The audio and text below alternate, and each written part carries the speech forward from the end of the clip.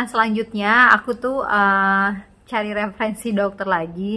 Entah gimana ya, aku bener-bener waktu itu kayak pengen nyari dokter yang memang kayak nyari kepastian aja sih sebenarnya. Aku tuh kayak gimana gitu. Jadi pengen nangis aja. Karena semuanya tuh kayak aku emang harus ikhtiarnya lebih banyak gitu. Mungkin lebih banyak berdoa, lebih banyak ikhtiarnya yang lain gitu kan. Nah, akhirnya aku ke dokter yang kedua di Eka Hospital karena memang lebih dekat kan dari rumah, dan memang dokter di Eka Hospital itu bagus-bagus juga. Akhirnya aku ke dokter Mary Leong SPOG. Nah, beliau ini sangat lembut banget dan perhatian gitu. Jadi kalau misalnya kita ke sana konsul, beliau orangnya lebih apa ya? Mungkin kalau dokter-dokter yang laki-laki lebih agak tegas ya. Tapi kalau dokter Mary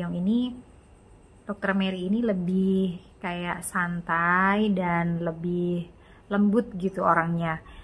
Dan beliau juga memberikan rekomendasi itu dengan vitamin-vitamin gitu. Jadi bukan harus operasi. Dan itu aku benar-benar yang oh ya, ternyata dokternya ini nggak harus operasi nih gitu. Dan aku bilang gitu, aku sebelumnya disuruh operasi, dan kata dokter Mary gak usah operasi, kita ikhtiar dulu aja dengan obat vitamin-vitamin. Jadi harus distimulus rahimnya agar bisa sehat kembali gitu. Nah, terus aku nanya, dok ini benar ada kistanya? Nah, ini nggak ada kista katanya gitu, padahal waktu itu 9 cm loh. Nah, apa waktu itu memang pengobatan obat penyubur itu memang memberikan efek dampak yang bagus gitu, sehingga kistanya memang nggak ada gitu kan. Dan dokter Mary bilang ini nggak ada kista, ini adanya miom. Nah, miom aja katanya gitu.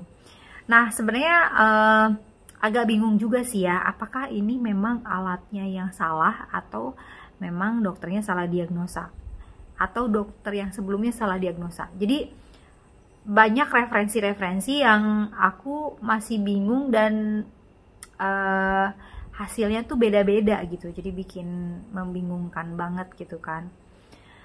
Nah, selama 3 bulan itu aku terus konsul dengan dokter Mary karena aku nggak mau operasi kan. Jadi lanjut konsul dan pastinya dikasih vitamin. Jadi setiap ketemu dikasih vitamin terus. Dan vitaminnya itu aja sih sebenarnya. Kalaupun nggak ke dokter Mary, kita bisa tebus obatnya sih di apotek sih bisa gitu kan. Tapi aku lebih kayak pengen tahu perkembangan kista sama miom aku gitu.